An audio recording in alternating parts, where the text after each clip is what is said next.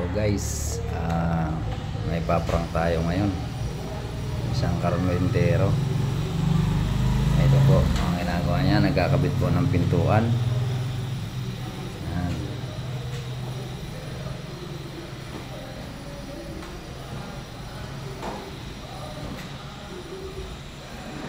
Nakailan ka na, Kuya Mar? Nakailan ka na yan? Pinto?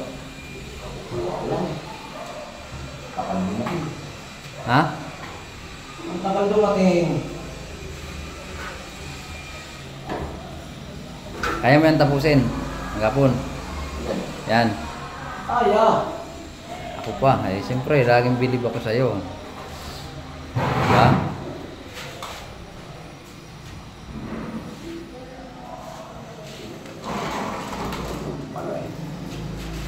Yan guys.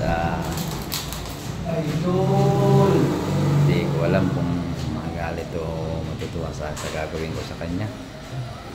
Mamaya lang ipaprank namin kung anong nangyayari sa kanya. Guys, umpisa na natin yan. Nalagyan po natin ng may tiba ng martilyo niya para maprank natin siya.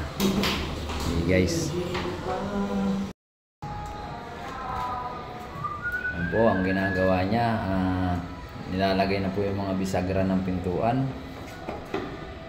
Ayan. Kanina po nagakot lang po siya ng mga pinto. Tapos niya lang po magakot ng mga pinto. Nilagyan niya na po isa-isa bawat CR. So ngayon pa lang po siya makakaisa ng pintuan na ikakabit. Ayan. Ito po ay bagong balik loob po kasi. Yung nakarang araw po kasi nagtampo siya sa akin dahil pinagawa ko po yung mga pintuan na gagawin niya. Yan pong mga pintuan na yan dapat siya ang gagawa. Balik loob sa Panginoon.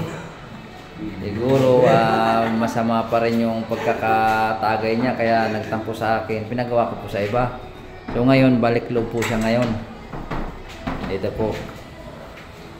Balik loob. Balik loob sa Panginoon si Master. Ito po ito, matagal na po kami magkasama.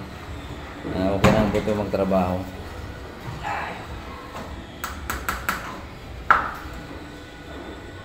Yan guys. Uumpisahan na natin ang kanyang ginagawa.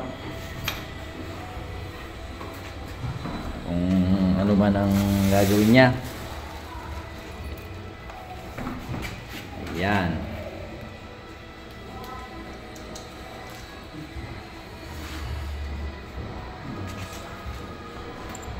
Medyo may edad na po ito. Kaya ang sabi daw po kasi pag umiidad ng tao, tampuhin na. Bali, nagtampo po yan sa akin talaga.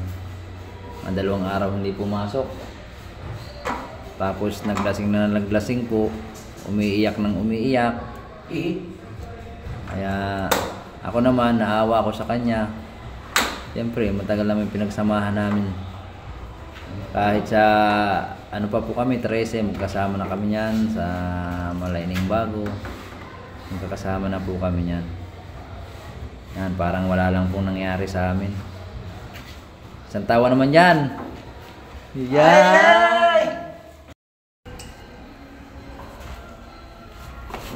Bah, ang lakit! Iyay! Ayan ka na naman. Kaya pala eh. Isa ka! Ay, sabi ko nag-init ah. Ay nako! Ay, ito na naman. Guys, naprank ko na naman siya. Nilagyan ko ng martilyo niya ng may tiban. Ay talaga! Ito guys, yung may tiban. Lagay ko.